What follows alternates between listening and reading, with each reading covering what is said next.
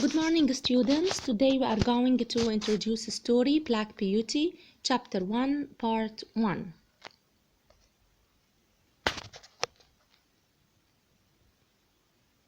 Black Beauty was written by Anna Sewell. Let's know about the writer. She was born in England in 1820. When she was a child, she had an accident which badly damaged her legs. She couldn't walk, but she learned to drive a horse and a carriage. She loved the horses that helped her to travel around. She helped her mother, who wrote children's books. She decided that she wanted to write too. She decided to write a book about the life of a working horse. She wanted people to understand that looking after horses was important. She died in 1878. Open your book, page 54, My Early Years. The first place that I can remember is a large field with a little wood at the top, where I lived with my mother and some other horses. A small river ran along the bottom of the field.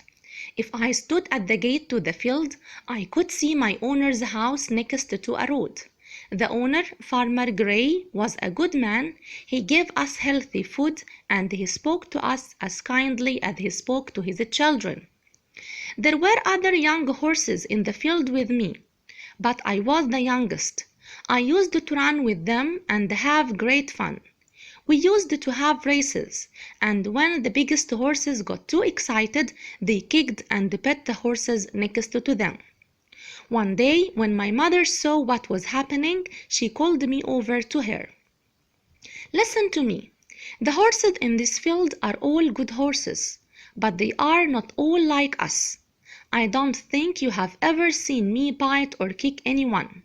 I hope that you will grow up to be gentle and good. Never bite or kick even when you are just playing a game. I have never forgotten my mother's advice.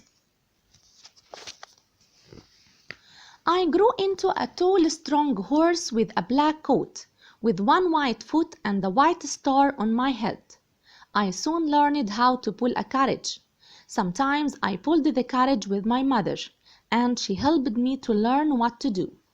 The harder you work, the kinder people will be to you, my mother explained one day. I hope you find a good owner. However, there are many kinds of men. Some are as good as our owner, but some are bad. We never know who might buy us. Sometimes people don't understand what a horse needs. I found out that my mother's words were very true. When I was older, Farmer Gray decided to sell me to a new owner. His name was Squire Gordon, and he lived in a big house in a place called Birtwick Park. It was a lovely place to live in, with large fields and comfortable stables. Squire Gordon had a kind helper called John Manley, who looked after me, and I soon became good friends with the other horses in the stables. One was a small fat horse called Merrylegs. He was a jolly gentle horse, who was always making people laugh because of the way he walked. He carried the young children of the family. Another was Ginger, a tall horse with a sad face. Merrylegs told me that Ginger often pet or kicked because people were not nice to her in the past. Squire Gordon's children used to bring me apples and nice things to eat, said Merrylegs. But when they knew that Ginger bit people, they became frightened, and now they don't come to visit us horses anymore. However, if people are kind to her, she will soon learn to stop biting, he explained. Now let's move to the summary of Chapter 1, Part 1 in points. Black Beauty lived in a nice place with his mother at his first owner. Black Beauty's first owner was Farmer Gray, who was kind to his horses. Black Beauty's mother gave him some advice. Black Beauty had one white foot with a white star on his head. Black Beauty became tall and strong with black coat when he grew.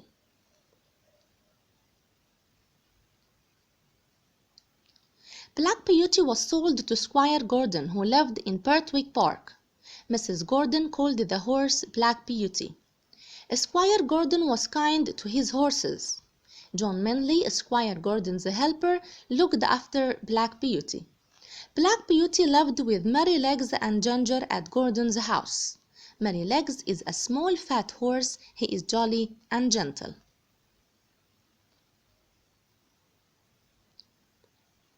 Merrylegs used to carry children at Squire Gordon's. Ginger is a tall horse with a sad face. Ginger didn't like people because they were not kind to her. Ginger often bit or kicked. Now let's move to questions and answers concerning this part. Number 1. Who was Farmer Gray? He was Black Beauty's first owner. What advice did Black Beauty's mother give him? To be gentle and never kick or bite. Who helped Black Beauty to learn to pull a carriage? His mother. What was Pertwee Park? A lovely place with large fields and comfortable stables.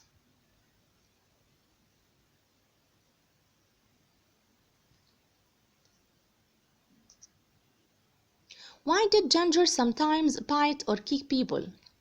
Because people were not nice to her in the past.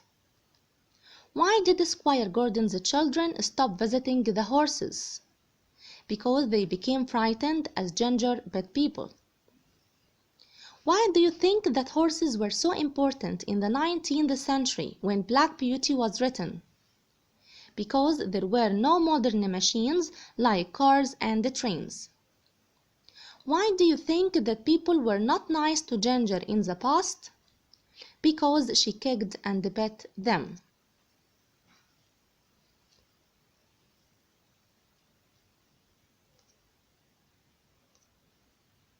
Why do you think Ginger will stop biting when people became kind to her? Because if you are kind to a horse, he will work hard and be good and kind to you. Do you think that the horses liked Pertwee Park? Why? Yes, because it was a lovely place with large fields and comfortable stables.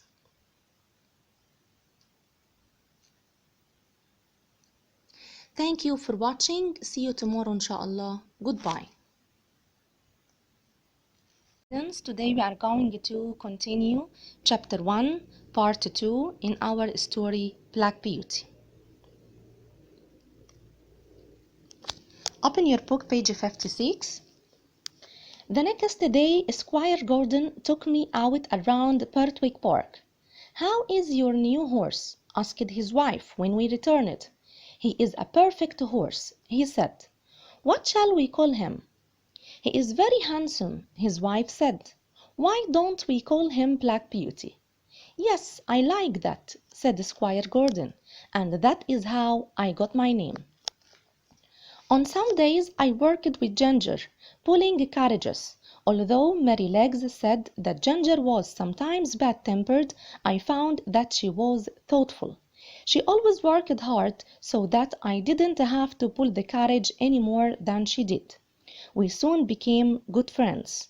One day, when I was working with Ginger, she told me about the people she worked with in the past. No one of them was kind, and some of them were often cruel. She decided that she did not like people and did not want to do what they asked her to. The problem was that some people hit her hard when she refused to do what they wanted. That was when she started to kick and bite people. Then they wanted to sell her, and finally she arrived at Squire Gordon's.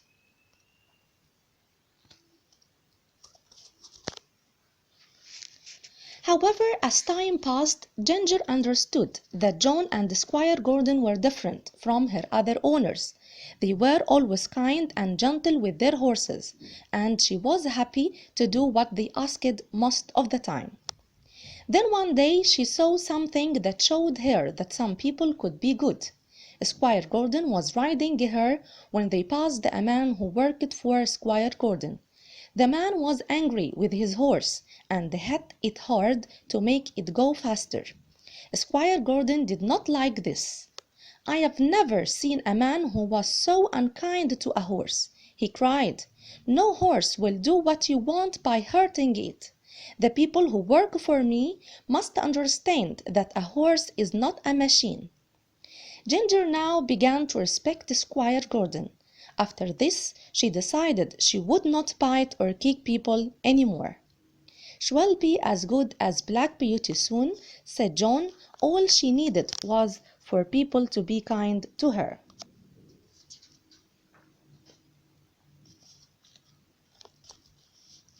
One day I was surprised when John brought Merrylegs back to the stable and said, "Don't do that again, Merrylegs, or you will be in trouble."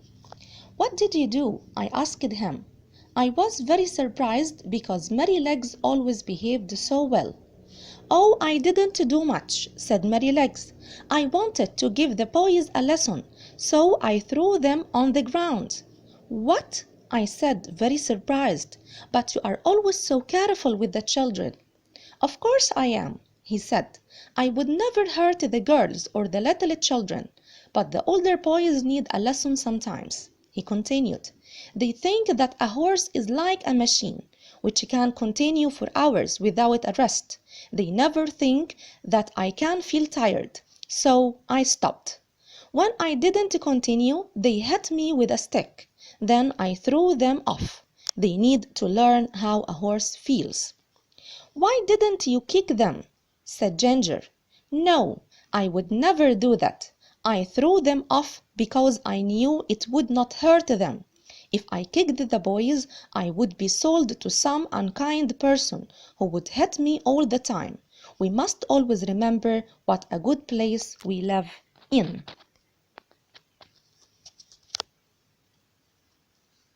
Now let's move to the summary of Chapter 1, Part 2 in points. Mrs. Gordon called the horse Black Beauty. Beauty worked with Ginger, pulling carriages. Ginger didn't like people in the past. Ginger was thoughtful. Gordon thinks that a horse isn't a machine. Ginger decided not to kick or bite people.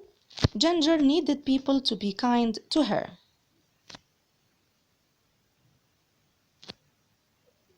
The older boys hit Merrylegs with a stick. Merrylegs threw off the older boys. Merrylegs didn't want to hurt the boys. Merrylegs wanted to teach the boys a lesson. Now let's move to questions and answers concerning this part. Number 1. Why did Squire Gordon and his wife call the horse Black Beauty? Because he was a perfect, handsome horse. Do you think that Merrylegs was wrong to throw the older boys off his back? Why or why not? No, because he didn't hurt the boys and he wanted to teach them a lesson.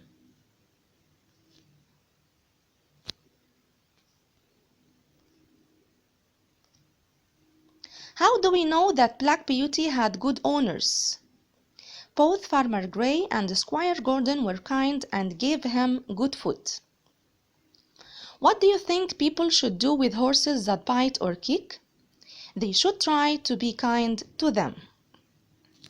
In what ways do you think working animals are better or worse than a machine?